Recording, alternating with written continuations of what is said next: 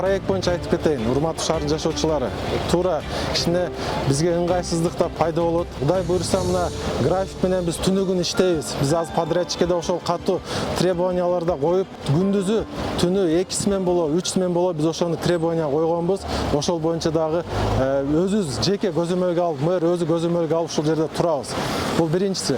Экинчиси, шаарда мына жолдор бир тарабы тосулат. Болушунча биз ушу көйгөйдү жаратпоо үчүн ушул коопсуздук кызматкерлери менен да сүйлөшүп, гаилер менен да сүйлөшүп ушул жердеги жана бир тарабын ачып турабыз, бир тарабы жабылып турат деген маселени да чечип атабыз. Кудай буйруса ал дагы чечилет.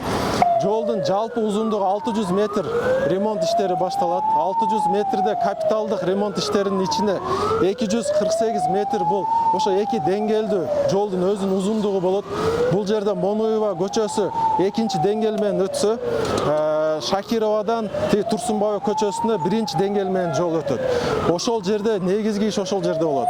Жердин астында болгон коммуналдык жана коммуникациялар бар, трубалар бар, кабелдер бар. Ошол боюнча службалар өздөрүнүн сунушун берип, биз проектке киргизип, подрядчиктер ошолорду жылдырып, ошол боюнча да катуу иш алып барат.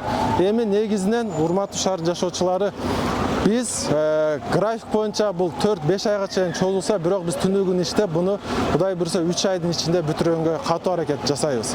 Ошону мен сиздерден суранып кетет элем, түшүнүү менен мамиле кылыңыздар. Буйруса жакшы бул жол бүтүп калса, шаар үчүн ушул жердеги машиналардын тыгындарын жоюу үчүн чоң бир долбоордун иш жүзүнө ашырылат.